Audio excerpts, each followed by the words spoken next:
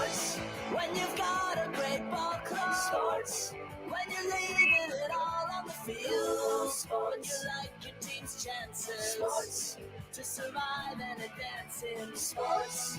For the teams you love and the teams you love to hate. Oh, it's Sports Channel 8.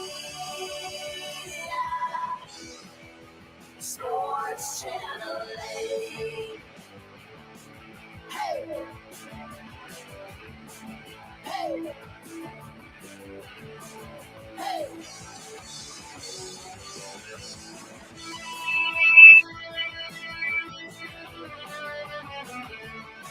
It is Sports Channel 8, the streaming show. The only place where we will break down basket interference rules for you and learn new things, perhaps. And we've got somebody else trying to join us down there. Oh, the Ben Swain is not driving. He is not driving. What's going on? Ben Swain is with us. He's not driving. He is in his car. Brian Geisinger is Mr. 412, and the shadowy figure to my left, your right. My left, your right is Josh Goodson. Hit up Josh Goodson for all your mortgage needs. Unfortunately, it doesn't look like that war thing is going to break out. So you're going to have to wait a couple of days. You have to go to Josh and just get the best rates possible that there are to have. I don't even know what Mr. 412 is, Brian. Am I that out of it? Mr. 412 is the area code for Pittsburgh. Ah, gotcha. We will be playing the Sports Channel 8, the game show coming up in just a little bit. Max Gongaware will join us. He'll be listen to a Wiz Khalifa song once in a while. Not bad. Yeah. I need to hit up my man Dennis Cox and get some rap suggestions. Since I know he's got them all. Fun night in the ACC last night, especially for our triangle teams. They got 2 wins. Duke held on to beat Wake after a flurry of a finish. And it's some interesting. I don't think the calls were necessarily controversial, but it's one of those classic, like, I don't know, I'm looking at things that I've never seen before. But the ending was the fun part of the game, even though it was like a good game. Duke looked really good. Then Wake made a cool comeback, and then we got a little flurry at the end. Let's start right there. Would it have been? I don't know how Cameron or Duke would it have been for the shot to go and then get waved off at the end. But it was a lot of fun. Brian Geisinger, you were in the house. We saw you on the screen last night. I don't know. Do we want to talk basketball or do we want to talk calls? I guess it's kind of hard to separate separate those two items today. I also think too, like, that the game was just intense. So, there was sort of going to be heightened scrutiny of those last 2 calls. And I also thought, like, it wasn't the best officiated game leading into that. So just people were, like, angsty in general. What? But I don't know. What? Wait. In a Wake Forest game, people were angsty about officiating. Yeah, I know that's a huge shock to the system, but there were also just like there was one call on, I think it was the 4th foul on Paolo Banchero, where like someone from Wake, I think Kadeem C had gone up, or maybe Alonzo Williams had gone up. They had fallen and hit the ground. They were lying on the ground. And there were 2 Duke players, like Kadeem C for Wake got the rebound. And there were 2 guys from Duke that were like trying to contest Kadeem C, but there was literally a person on the ground in between them and the shooter. And so they couldn't actually like reach over and like, make contact with Kadeem C. And they were still whistled for a shooting foul. So weird game, but really, really fun, intense game. I thought it was, Wake's comeback, made it, made for a compelling game. And the 2-man combination of Jake LaRavia and Linus Williams was really good again last night. And, I would just say, like, Wendell Moore Jr. made, enough plays for Duke. Trevor Keel stepped up down the stretch, and, Mark Williams slammed the door shut. Swain, I know you are not – you either have all Wake fans blocked or they have blocked you. You don't really see them on Twitter. But even you would admit ACC basketball is a lot better when Wake's good, right? Like, that's just fun last night. Yeah, well, it definitely takes more than one team being good for sure. So I don't know if it matters so much if it's Wake that's good, but it definitely helps that another team is also really good. And so we shouldn't have called on Swain too the much. fan base, Swain may or may they not. were Swain may or may not be of parts the where Mark ACC Armstrong was for- last week. So we'll get parts of him. We'll get you back in there. All right. I do want to talk about. Hold on. Oh, I want to blame Duke. Duke is the reason that we even talk about the officials. Last night they were up by 20 in the second half. If they just finished the blowout, no one cares. All right. Remember the Clemson game where all the Clemson fans were mad that like Clemson didn't shoot a free throw all game in Cameron and blah blah blah. Duke was up like 8 with 5 minutes to go in that game. Finish the blowout, and then that way we can say, well, like it may have been closer if some fouls were called, but Duke was just better anyways, and they would have already won. And like last night, Duke's going to get out of the NCAA tournament, and I'm not even a Duke fan, but it's going to make me angry watching them lose a game that they're up, and then they just get bored in the middle of the game, and then the team comes back and sneaks one out. I don't. But Duke is the issue in this situation. Finish out blowouts, and we don't have to talk about that. The next time that NC State gets screwed by a call in a game, I'm just going to say State just be better. Like why didn't State just? We finished out the blowout last night in Atlanta. I don't know what you're saying. Like I mean, Georgia Tech fans can't get mad about any foul issues or red issues. That's true. So I don't know what I missed, but I'll say a couple things real quick. One, Wake fans have deserved a good basketball team, right? Like you asked if the ACC is better when Wake is good. I don't know if that's true or not, but they used to be a really, really, really good basketball program and then just went through like crap for years, right? And so they definitely deserve a good basketball program. So it looks like they're headed in that direction.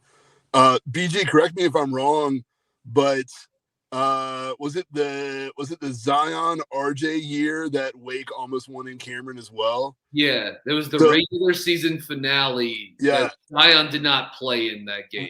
Right. So it was the same thing in that game, right? Because Jack White had the weird turnover at the end of the game, and Wake missed a shot at the buzzer. That was a lot closer, right? It was a layup, but it was also like it would have not counted, and so.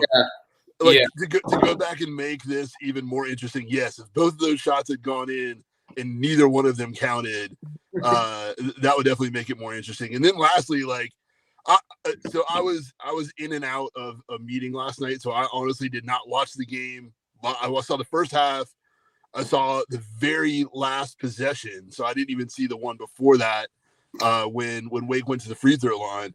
But I can't remember a play, and tell me if you guys agree with this or not, where watching it live, it looked 100% illegal. Like as soon as it happened, you're like, oh yeah, it's basket interference. No way that's counting. And then like a split second into the replay, you're like, oh no, that's like totally legal. I've never seen a bigger disparity between that shouldn't have counted and okay, yeah, that definitely should count, where it's like definitive both ways.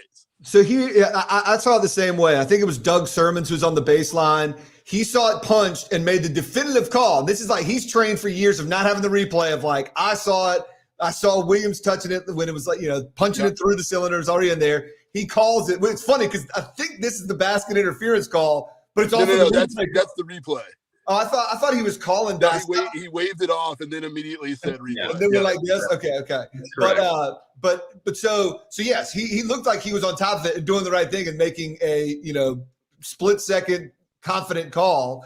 But then yes, when he goes to the replay, it is clear that when Mark Williams first touches it, it is outside the cylinder. Okay. But here's my question, and Swain's going to get mad at me and think I'm trying to say this is truly me not understanding the call, right? Here's the replay. Hold on. Let's go back. So everyone agrees this is a better angle to tell. When Williams touches it. Is it off the rim outside there, outside the cylinder, right? But the question that some people brought up. Some people brought up, you mean the Inside Carolina message boards? No. Well, I mean, obviously, Wake people brought it up, but no one's ever calling that, and it's the equivalent of like somebody going to dunk the ball and it's like not fully in their hands, right?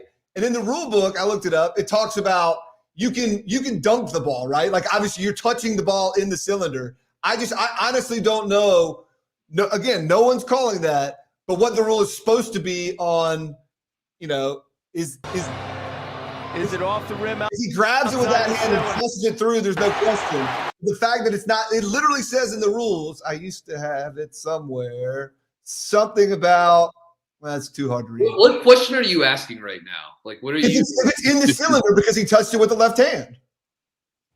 Basically, the tip. Are you saying like tipping it to yourself in theory type deal? Is that correct? Yeah, like if you read the rule, Angle to tell. it says he Is it he off the takes rim it outside the continuously from that hand in. He's allowed to touch the ball in the cylinder.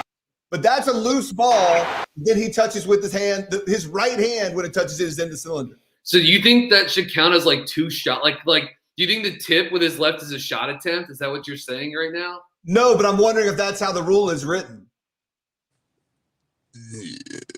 I'm just telling you. It says a player may have a hand legally in contact with the ball when his contact continues after the ball enters the cylinder or during which action the player touches or grabs the rim. I never considered it last night. And when they called it, I said I thought it was all good. But it does look interesting when he taps it from one hand. There'd be a lot of alley-oops. The same thing would be like technically flushed it in. I don't think you call it. I'm just saying it's one of those when you go and read the rule, it's more interesting. I think you had it. I think you had it right last night, which is why is that even a rule? Like, yes. In FIBA, there's not even a question of that, and that's what the NCAA should go to. That's what the NBA should go to. Like, there's no rule that says that you shouldn't be able to play the ball when it's on the rim like that. Yeah, 100%. Now, I'm totally with you on that. Yeah. Box somebody out because everybody should just go up and just be flushing those rather than like waiting for it to be outside the cylinder or trying to. No, I literally think the only reason that you would I'm not saying anyone would think that was Mark Williams interfering with his own shot attempt. Right. They just really don't want Duke to win that game. 100%. That's the only reason that anybody would ever bring that up. If this is, Vanderbilt, Mississippi State, everyone's like, yeah, that's a basket. Yeah. Or if that play happens with like 15 minutes left in the second half too, right? Right. Like there are over the course of a game, there are like lots of plays that are similar to that, right? Where guys are like doing multiple, they're chipping it multiple times, and it's always weird to wonder how those are being scored without going back through the box score.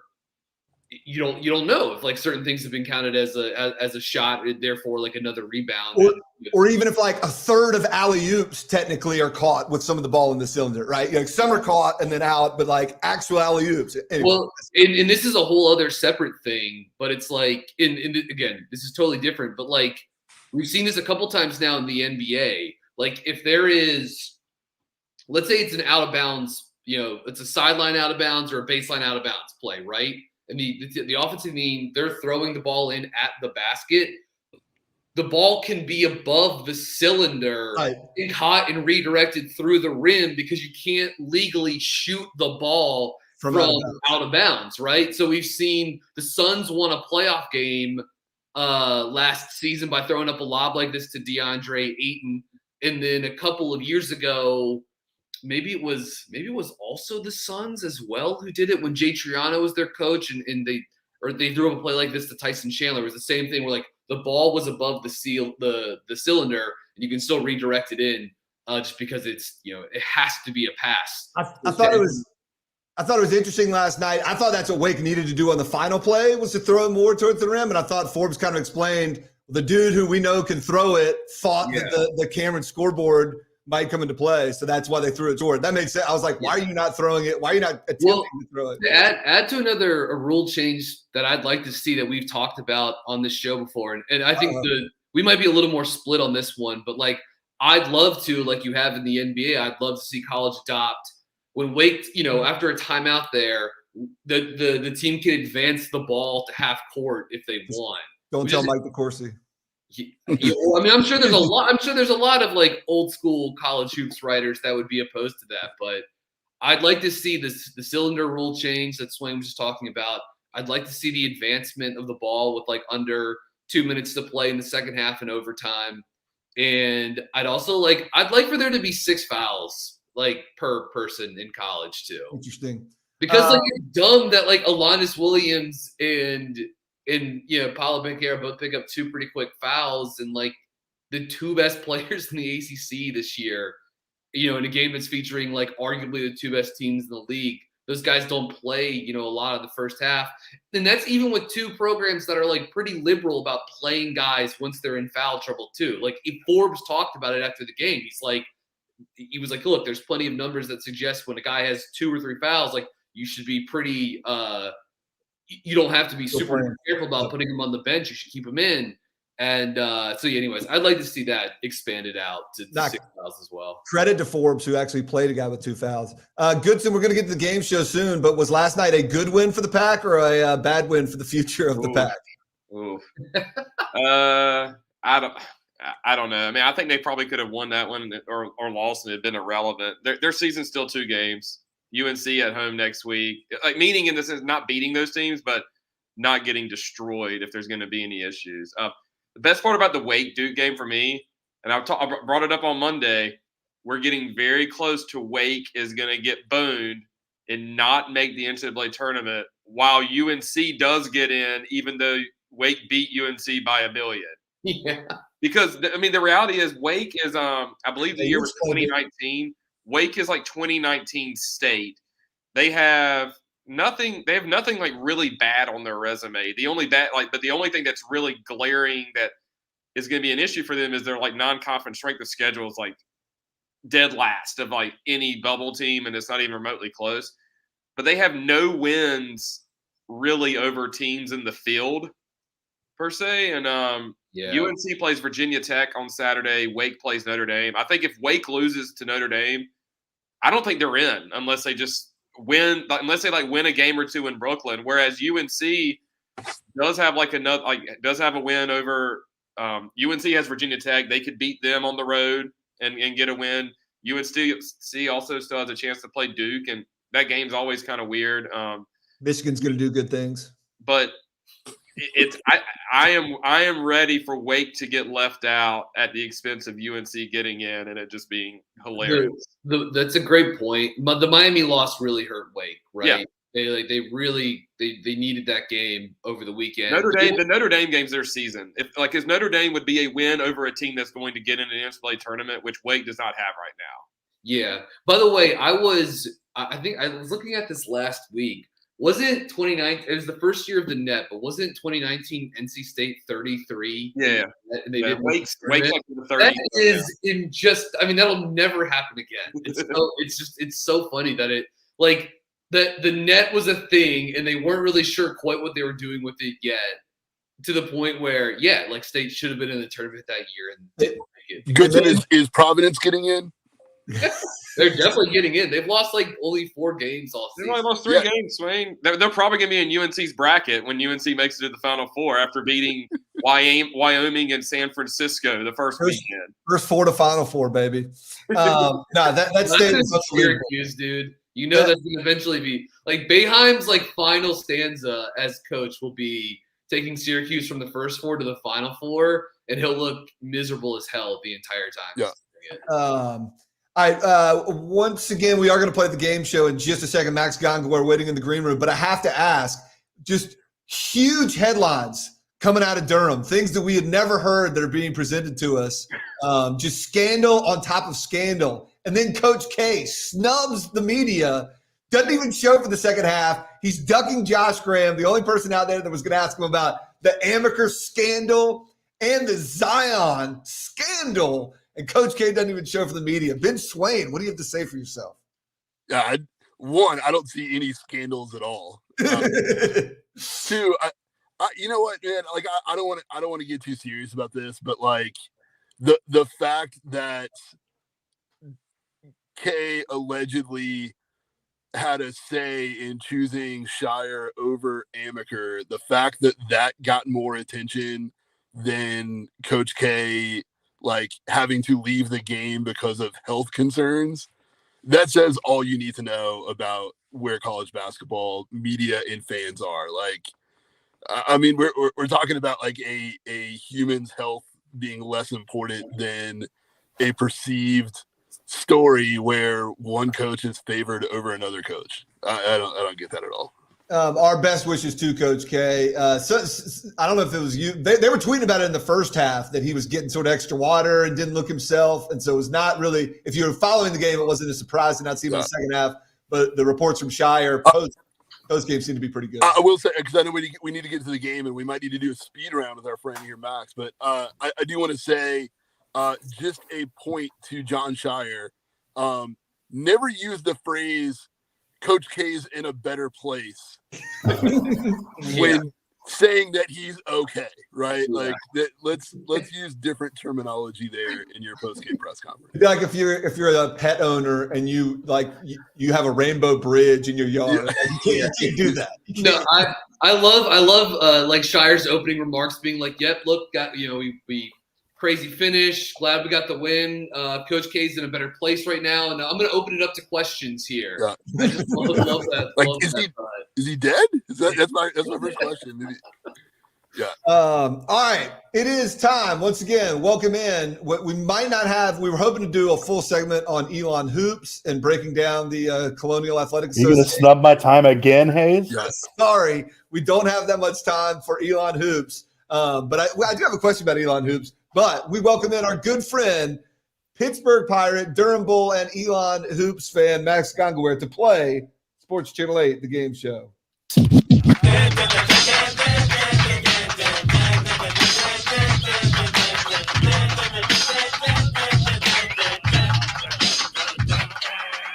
Before I turn it over to Ben Swain to do some hosting duties before he might have to bounce, I do have to ask, are you – I know Adam Smith goes to a lot of games, but he covers UNC a little bit too. Do you have the longest streak of covering Elon hoops every game now?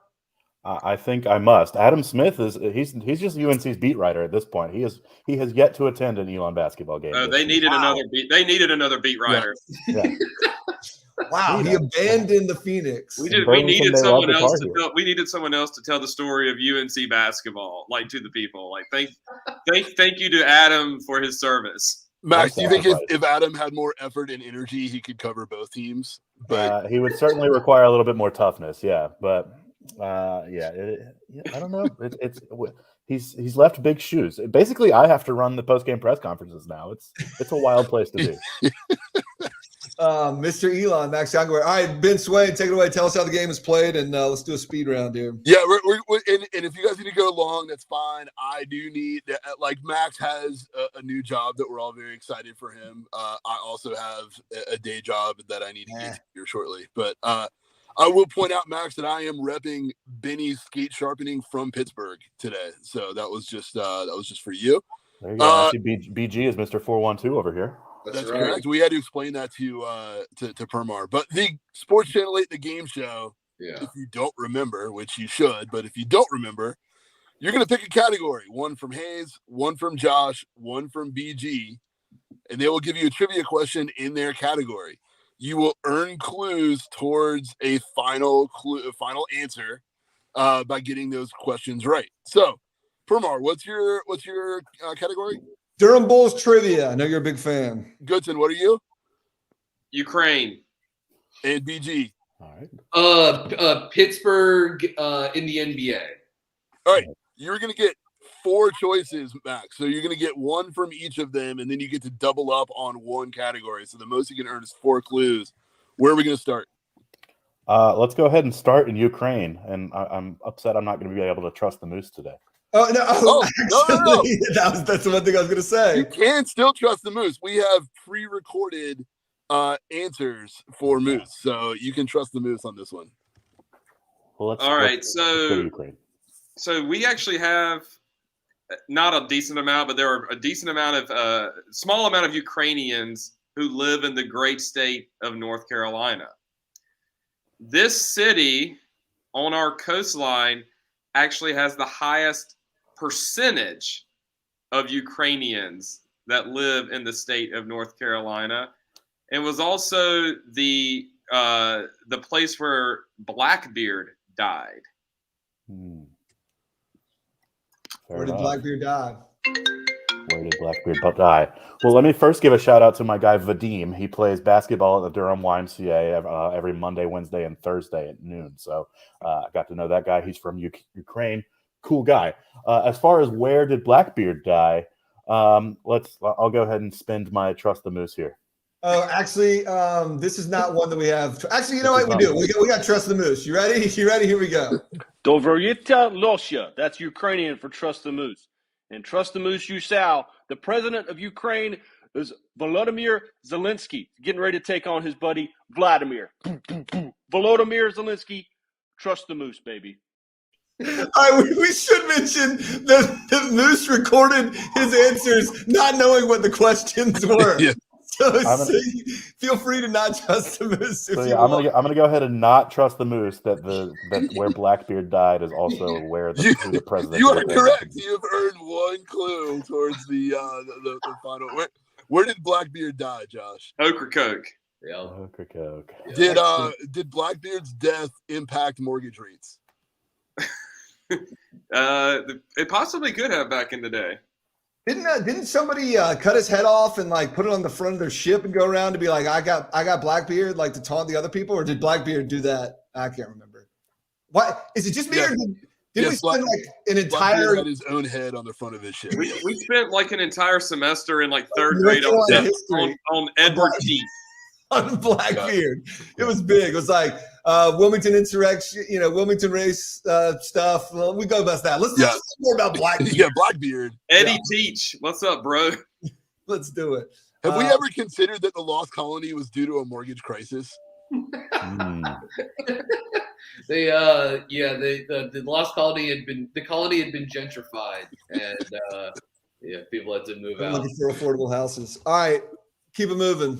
Max, I'm gonna kick you over to the next clue, and then I must duck out. But good luck, man. I hope you win the grand prize, which is something extra special today, just for you. So enjoy baseball season. I haven't really followed the off-season news, but I hope you really enjoy baseball season this year. I think it's been a pretty quiet off-season in baseball. So yeah, we should be good. Smooth sailing, much like Blackbeard. Yep. A little too quiet. Let's head on over to Durham Bulls trivia. All right, this is a quick question. Who were the Durham Bulls' first opponent? Who did they play first ever? And just so you know, this would be a good one to ask the Moose. Okay, let's ask the Moose. Hey, good call. Let's see. Let's trust the Moose with the Durham Bulls. The Durham Bulls, who were previously known as the Durham Tobacconists, their first game was played against Trinity College in an exhibition. Trinity College is now known as Duke University. Trinity College, first Durham Bulls opponent. Was the Bulls' first opponent Trinity College, now Duke? Agree or disagree? There's a lot of confidence in his voice there. I'm gonna trust the Moose. It did sound like he was reading from Wikipedia. That's some good people reading right there. That is correct. You're 2 for 2. You got 2 clues. And actually, we'll get to all 6 questions, give you a chance at 6 clues. So 2 for 2. Once you head to Ukraine. We're going to head back to the Ukraine. Let's do it. Kiev is the capital of Ukraine and has a bunch of sister cities. Sister cities are kind of stupid. It's like basically they're, Kiev, you're the capital. Let me just pick the capital of every other country. And there you go. There's your sister city. I like when sister cities are like super random, where it'll be like there are random ones, but there's like Kiev's is very like, Mexico City. Yeah. Well, I like ones where it's like it'll be like, Fort Wayne, Indiana is Montreal, Canada's sister city. And it's like, these are like not. This is more attractive than the other one, you know. There's a great Wings episode where one of the characters is trying to recruit a sister city for Nantucket to make it happen. But I believe I used to be able to name all of Raleigh's sister cities. It was Hull, England, Rostock, Germany, Nairobi, Kenya. Of course, naturally. Compiègne, France, and then we just added one that's like Isle of Man or something like that because we have quietly faded our sister city of Pyongyang, China. We're kind of quietly taking them off but we're not announcing that they're not our sister city anymore. But it is a strained relationship with that sibling. That's not happening as much anymore. All right. Anyways, Kiev has some sister cities such as Buenos Aires, Athens, Beijing, Mexico City, and Lima, and also it's a sister city with this Midwest United States city. And I've already trusted the Moose twice, right? So yeah, I don't think. Yeah, there's one more Moose for Pittsburgh actually. This Pittsburgh. Midwest city. What is a Let's go with how about Cincinnati? It is Chicago. Chicago, Illinois is a sister city of Kiev, Ukraine. I got some letters right. Yeah, you were close. It's in Wordle. Okay. All right. Yeah, that doesn't work like that. That's how all game shows should be measured, is against Wordle. You got two right so far. And sorry, I used up Ukraine. I should have sent you to Pitt NBA there. So let's go to Brian Geisinger now. We'll see. Maybe the New York Times will look to acquire game afterwards. Yes, that would be cool. Okay, Pittsburgh in the NBA. Here we go. Question 1. Born and raised in Pittsburgh, this person went on to play for Dean Smith at UNC and then spent 4 decades as a head basketball coach across a variety of continents, including 3 decades in the NBA, where he coached the Seattle Supersonics, Milwaukee Bucks, Denver, and the Sacramento Kings. Who is this person? I'm going to go with George Karl. That is correct, George Karl. All right. Who was at the kicking it with Kenny Denard. Yeah, he was at Duke, Virginia. He was at Duke, Virginia last week. Yeah, they went to Carolina Duke, and then I think he went with Denard to Duke, Virginia. Yeah. I randomly, the photo apps that are like, oh, this is you 4 years ago. And I was at a State Carolina game, I think with Goodson. I think we're sitting in his seats. And randomly, I took a picture of George Karl. Didn't even remember he was there, but I've got it. So you got 3 right and 2 questions remaining. Let's come back to Durham Bulls trivia, and then you can finish with Pitt in the NBA. Durham Bulls trivia. We already told you they used to be the Tobacconists. You know that they were the Durham Bulls. Can you name one of the other previous names of the Durham Bulls franchise? Ooh. You don't have to get the exact city mascot combo, but you just got to give me one of the mascots they've used besides Bulls and Tobacconists. I mean, haven't they been like the Cervezas de Toro or something like that? Oh, no, sorry. I did not I get the point. I get the point. Not their alternate, not like the Lollygaggers. They had to have officially been called this at one point in their franchise. Pizzeria del Toro. There you go. The Durham Lucky Strikes. No, they were at one point when they were a Mets affiliate, they were the Raleigh-Durham Mets. When they were a Phillies affiliate, they were the Raleigh-Durham Phillies. And for a couple years, they were the Raleigh-Durham Triangles. That's right, Raleigh-Durham. It's not just an airport; it's an old Durham Bulls name. So you're 3 for 5, and you got one more question. Let's throw it back to Brian Geisinger to finish things out. And we do have a Trust the Moose for this one. I don't know if it's relevant or not, but he made the video, so we're going to play him. All right, boy, that's quite the connection, connecting, Raleigh minor league like that. That's still under the same organizational umbrella. It's like kind of amazing. Yeah. Okay, this one I think is pretty easy. Currently, this season in the NBA, there are 4 former Pitt Panthers playing in the association this season. Can you name one of them? All right, let's do it. One of them hits pretty close to home. Wink, wink. Let's do a Trust the Moose video just for the fun of it because he made them. Look, Pittsburgh is so bad at basketball, they don't even get an NBA franchise, boys. I mean, this is ridiculous. But if you're going to ask me 2 former Pittsburgh players who currently play in the NBA, that is Steven Adams and Justin Champagnie. All right. Are those names of former Pitt players who are in the NBA? So I was going to say Steven Adams. So I'm going to trust the Moose, and Steven Adams was going to be my guess. Is he the one who hits close to home? That is Cam Johnson. Of course. Yeah. Before he transferred to UNC, played at Pittsburgh for 3 seasons. Technically a former Pitt Panther. Yeah. He spent the majority of his college career at I thought Justin Champagnie was playing at like Seton Hall or something this year. That's Julian Champagnie, his twin. He plays at St. John's. And he will be playing in the NBA next season, though. But yeah, Justin Champagnie is a backup forward for the Toronto Raptors and for the Raptors 905, the G League affiliate. And the fourth Pitt Panther in the NBA is Kem Birch, who's a backup center who also plays with the Toronto Raptors. So that famed Pittsburgh to Toronto pipeline is just replenishing the Raptors bench mob with backup forwards and centers, Kem Birch and Justin Champagnie. How about that? There you go. You got 4 out of 6 correct. We give you a little applause for that, maybe. That means you advance to round 2 with 4 tokens that you can exchange for clues to guess the mystery person. You can use anybody for any clue anytime, and you get a guess after each clue. So who would you like to give your first clue to the mystery guess? And then always a person with North Carolina ties. Yeah. So let's go with BG first. All right. UNC. UNC. That's the clue. Somebody with North Carolina ties, and UNC is the clue. It'd be hard for me not to guess somebody with North Carolina ties. Let's go with Brian Bursticker. Great guess. A great guess, but great guess. Shoot. Fantastic guess. That's who it should have been. ACC tournament legend, Brian Bursticker. You know why. You know why, Goodson. You know why. All right, who you want to give your next clue? Let's go to Goodson. I have no clue who the answer is or who he is. So, like, literally, you don't want to ask me. Okay, let's go to Permar then. I'll go shooter. You got UNC 2 clues left. shooter. You got UNC shooter on the board, and you got 2 left. Although I need to check his percentages to make sure that's an app title. But he was at least fancying himself a shooter. No. Leslie McDonald.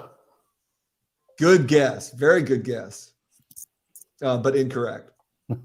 Well, all right. So I'm going to go back to BG. All right. Let me just double check one thing on this real quickly. Yeah, I was right. Mount Zion Academy. Ah, yes. Not Tracy McGrady. Yeah, that's not helping me. Mm. UNC shooter from Mount Zion. What state is Mount Zion in? It's in Durham. Durham. It was where Tracy McGrady went. Yeah. And it was like a basketball powerhouse for a couple of years. I don't know if it still is. Not UNC quite. shooter went to high school in Durham. I assume I'm on the right track by guessing players. The only one I know he went to Jordan, but I'm going to go ahead and guess Justin Watts and know that I have one more guess. Yeah, No, but can I give him a hint? Sure. Wore the same number Oh, that's a big one. as Justin Watts. You got one more clue. UNC shooter, wore number 24. Number not in the rafters, probably. You never know. Permar, let's get that final. No, guess. I got to guess now. I can guess. What? You mean a clue? Yeah, I got a clue. I don't know. Do you trust him? No, I still think Permar has a pretty good history of giving you. out some pretty good guess. I promise you. All right, go ahead, Goodson. My clue is you. Me. It's a pretty good clue. Like you as in Matt, like me? Or like you My as in clue the is letter? my clue is you. Sounded like you were on the right track there. Max. Maxwell Owens? Bingo. Wow. We're getting the heart too. Yeah, I think you're right. He fancied himself a shooter, but I don't know. If I was looking at his percentages right now to see. The other thing I didn't realize, Max Owens, 2 Final Fours. Yeah. Like, who rode more coattails to Final Four? I mean, obviously he wasn't doing anything his freshman year when it was like the Antoine Vince team. He contributed a lot more in the that 2000 season, 99-2000, averaged 7.5 points a game, but still, I don't see his percentages, his 3-point percentage in 1999-2000, which makes me. I'll pull it up. So Bursticker was like a surprisingly close guess, I guess. Yes, it was. Yeah, it was. So Watts was solid too. So yeah, for his career, Max Owens, 34% 3-point shooter. Not bad. About 2 attempts per game. That junior year was a good one for him. Yeah. 49% 37% from the field, 37% for three. Yeah. Was He that was an what year was 82% that? free throw Was that the shooter. 01 He's an team? 82% free throw shooter, which this does remind me though. One of those years he was at UNC, I was they played a game at Wake Forest. This is when UNC was I hated them as a small kid. But Ronald Curry was on this team, and Curry got fouled, and then I think simultaneously also got like a Charlie horse or like cramped or whatever, and so he couldn't shoot the free throws, and so I can't remember if it was Gordy or it was Guthrie. Was like, oh, hey, you can pick anyone you want to come in and shoot the free throw. And he was like, oh, Max Owens, why don't you come in there and shoot the free throw? And I remember being like, I hate UNC. They get every break they can possibly, like, the rest are just letting them have their best free throw shooter come in and take this. So I think in the rule change now, if a player can't shoot for injury, doesn't the opposing coach get to see who comes in? Yes, I believe so. It was amazing because there's no reprieve for it. There's nothing you can do. There's no metric for injury to be removed from games. So yes, Curry just stayed down. They pulled him out. Somebody shot the free throws, and I'm pretty sure they put him back in like not long after. Like it was so blatant. This is an infuriating thing that happened to. Like I remember taking it as a small kid. Wow, Max Owens, high school parade All-American. How about that? I remember him being better hyped than he actually ended up being. Yeah, and just to be clear, Ronald Curry, a career 59% free throw shooter. So just a slight upgrade. It'd be good if it was a completion percentage. Yeah. We'll knock it over microphones over here. Max Gongaware, congratulations. You have defeated Sports Channel 8, the game show. I see you will once again be attending the Colonial Athletic Association and the Atlantic Coast Conference tournament. So taking planes, trains, and automobiles to get there too. Well, not really automobiles, but we'll see. Follow him at Max Gongaware for all your Elon hoops news, and he's a Carolina fan, and he's a great dude as well. And he's once again defeated Sports Channel 8, the game show. I meant to share this earlier, but I thought it was worth sharing. The Paolo Banchero face. He's so good.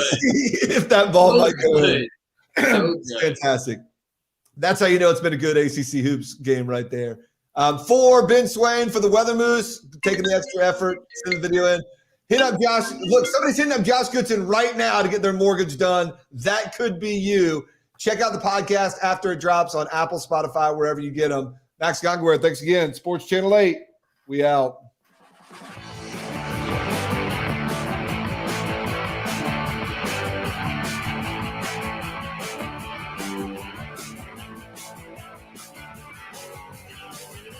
Sports, when you've got a great ball club. Sports, when you're leaving it all.